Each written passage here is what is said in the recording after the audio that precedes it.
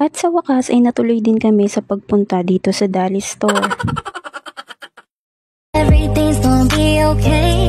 May bagong bukas nga na Dolly Store dito sa lugar namin at ilang araw nga kami nagpaplano na pupunta nga kami dito pero hindi na tuloy-tuloy. Kaya naman no rest day ko ay naisipan na nga namin pumunta dito. Pagpasok nga namin dito sa loob ay kumuha na nga agad ako ng basket. Nakalimutan ko pa nga kumuha kaya naman binalikan ko. Eto nga ang pangalawang beses na papasok ako sa Dolly Store. Matagal na nga pala nung unang pasok ko sa Dolly Store dahil doon pa nga ako nakatira nung kaila mama. Kaya naman hindi ko ine-expect na magte-trending ang Dolly Store dahil nga sa mga murang paninda nito. Habang naglalakad-lakad nga kami dyan ay nag-uumpisa na nga akong magtingin-tingin ng mga product nila. At bigla ko nga nakita tong tasty nila at yung brown sugar kaya naman kumuha na nga rin ako. Bago pa ako makakuha ng mga kung ano-ano abay pumunta na nga ako dito sa mga sabon. Inamoy ko nga tong sabon nila kaso hindi ko nga masyadong maamoy kung anong klaseng amoy.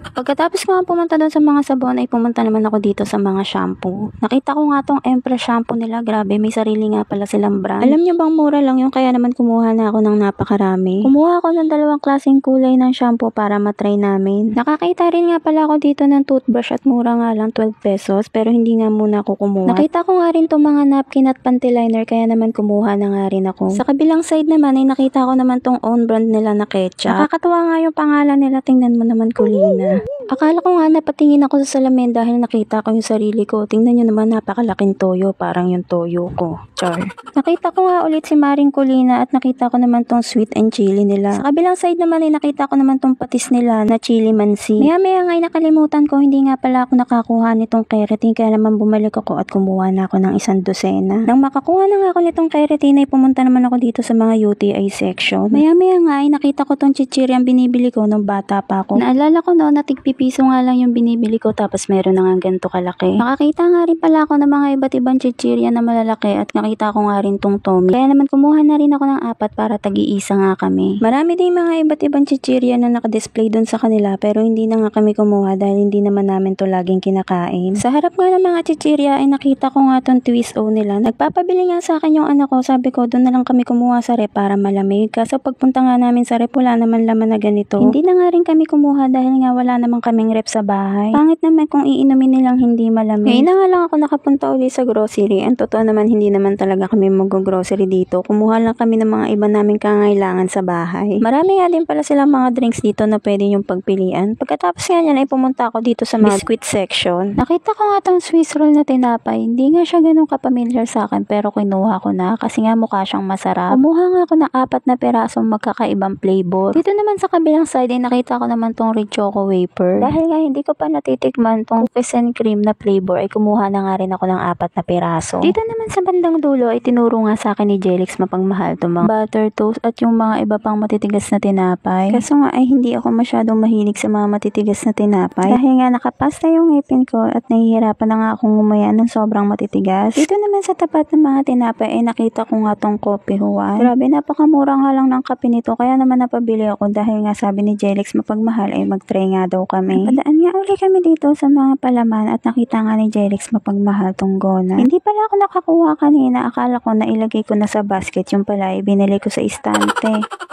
Meron nga din sila mga bigas dito pero hindi nga kami bumili dahil kabibili nga lang din namin sa palengke. Dito naman sa tapat ng mga bigas ay nakita ko naman itong mga dilata nila. Nandito nga pala yung mga iba't iba nilang corned beef, sausage at nakita ko nga rin tong Shanghai na nasa lata.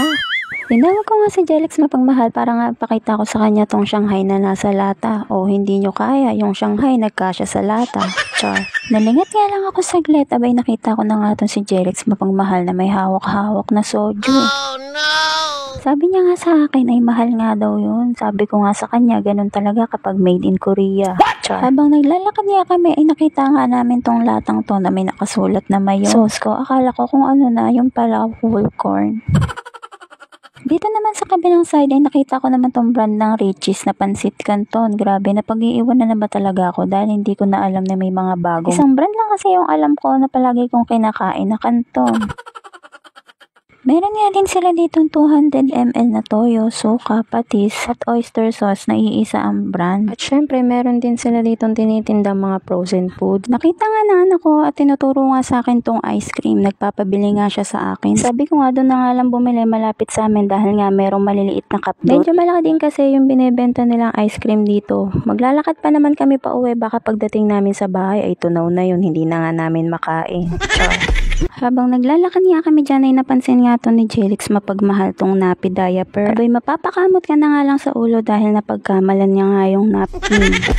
Medyo madami-dami na nga rin yung nabili namin at nailagay sa basket, kaya naman sabi ko pumunta na tayo sa counter. At baka nga magulat kami kapag nakita na namin yung resibo. 1K lang kasi yung dala namin na pera. At habang pinapunch nga tong mga pinamili namin, abay nakatingin nga ako sa monitor. Tinitingnan ko kasi yung mga presyo. At nung matapos na nga mapunch lahat ng nabili namin, abay natuwa nga ako dahil hindi kami lumampas ng 1,000. Wow. Nasa 600 plus nga lang tong napamili namin. Hindi na nga rin masama dahil medyo madami-dami na nga rin tong nabili namin. Bumili na nga rin kami ng eco bag dito sa Dolly Store dahil nga napakaliit ng dinalang eco bag ni Jelix papagmahal. Tinatawanan ko nga siya dahil sabi ko bagger ka for today's video. Dahil nga walang bagger dito at ikaw mismo ang maglalagay at magsasalansa ng mga pinamili mo. At ayan lang muna for today's mini vlogs. Kita-kits na lang sa susunod ko pang upload. Bye!